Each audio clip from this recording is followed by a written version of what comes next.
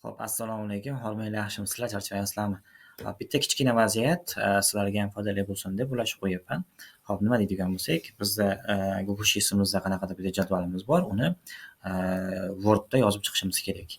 Xo'p, boshlang'ich o'rganuvchilar nima qiladi? Wordni ochadi va Word ichida bu yoqdan vstavkadan o'ziga kerak bo'lgan tablisani masalan yaratib oladi. Bizga 4 tadan 3 talik kerak deb turib, mana shu yerga yaratib va buni ichiga birma-bir yozib chiqadi. Bu yoqqa o'tadi, keyin ikkinchi ma'lumotini yozadi.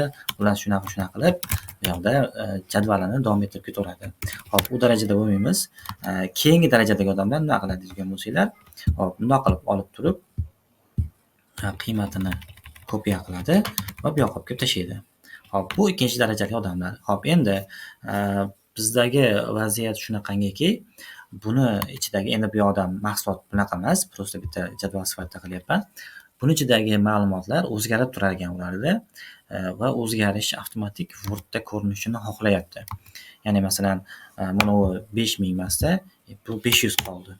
Shu 500 bo'lishi bu yoqqa borib turib avtomatik ta'sir qilishi kerak. Mana shu narsani ilojisi bormi? Bor. Hozir qanaqa qilinishini sizlarga ko'rsatib beraman. Uning uchun biz Microsoft Worddan chiqib ketishimiz kerak. Xo'p, endi kimlar savol bo'lishi mumkin, bizga Word kerak edi deb turib, biz Word o'rniga Google'da Doc variantini ishlatamiz. Ya'ni Google Docs degan narsa bor. docs.google.com bilan bemalol dokumentda yozib turib kirsanglar bo'ladi.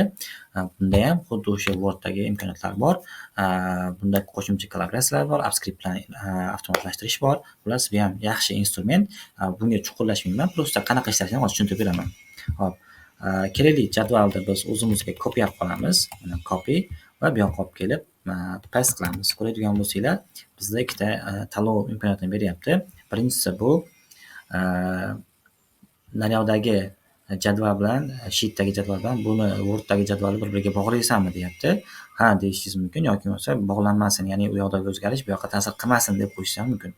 Bizda ta'sir qilishi kerak, shuning uchun birinchi variant yoqib turadi va paste qilib qo'yamiz.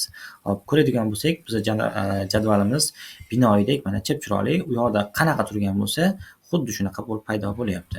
Endi kelinglar, mana shu 500 ni biz 5000 qilib o'zgartiramiz. Hop, bu yoqda o'zgarishlar bo'ldi. Endi bu yoqqa o'tib turib bunday keladigan bo'lsak, hop, okey, hali menimcha ta'sir qilgani yo'q. Okey, bitta refresh berib ko'ramiz. Internetim sekin ishlayapti shekilli menimcha. Hop.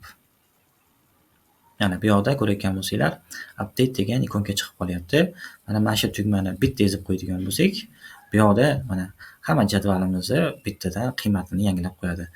Bu yoqda o'sha mingimiz 500 imiz 5000 bo'lganda o'zi avtomatik kelib qo'shildi. Endi kimlar aytishi mumkin, brat, aprel qo'shilsa nima bo'ladi deb turibdi.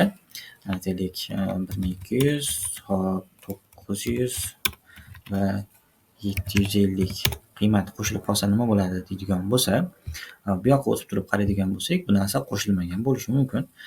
Bu narsani qanaqa qilib yangilash mumkin? 3 ta nuqtaga kelib turib, bu yoqda change range degan narsa turibdi. Bu D4 gacha bo'lib qolgan. 5-qatorda ham qo'shish uchun D5 deymizda. Bitta OK tugmasini bosib olamiz. OK, ko'rib turlarki, aprel ham tayyor. Qalay, yoqdimi?